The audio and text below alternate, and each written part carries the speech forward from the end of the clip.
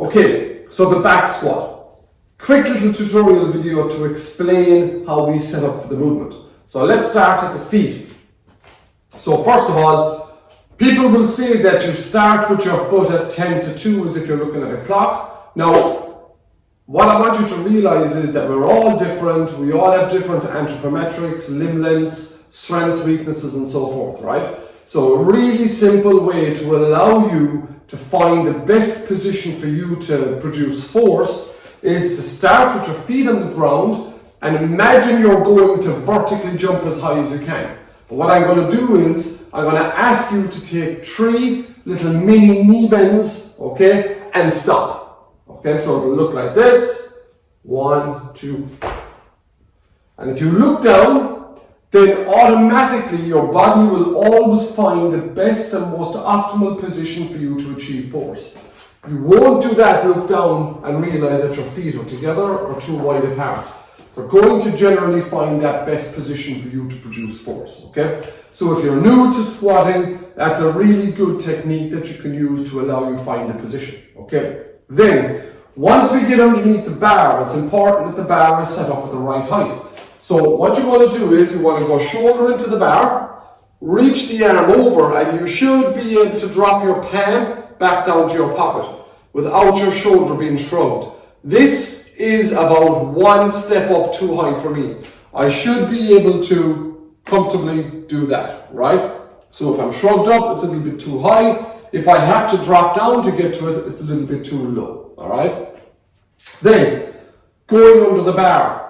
So, what I want you to do is you approach the bar, your feet are going to be directly underneath your hips, you're going to get a good position, you're going to lift up, okay? From there, you're going to take 2 steps back. 1, 2. There's no need of taking 5 or 6 steps to go back because that's just wasted energy. It's 2 small steps, and once you're at your start position, you then create tension.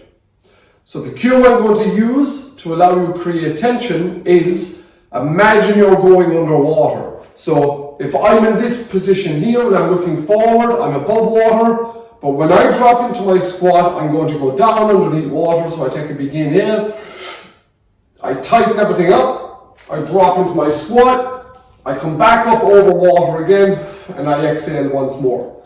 So when I'm dropping down and coming up, I'm holding that breath. So I'm creating that intra-abdominal pressure while I'm under the water. Once I come up, I exhale and reset and get ready to go underneath again. So I'm going to perform 1 movement. I'll actually perform this way. So I set up, abs are nice and tight. I lift straight up first. Then it's just 2 steps. 1, 2. That's all I need to take. From here, I'm going to go underwater.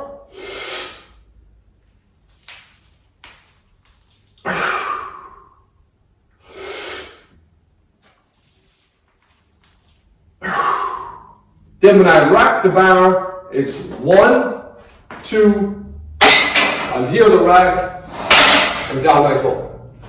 Now, the next thing, on the way down, or back into the squat, I sit the hips back and load my heels.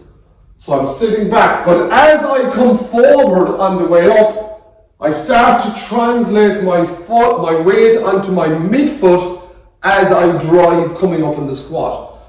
I don't want to allow my weight stay on my heel as I drive up. I want to create that pressure through the midfoot as I drive through. So that's our back squat, and I hope you find these little tips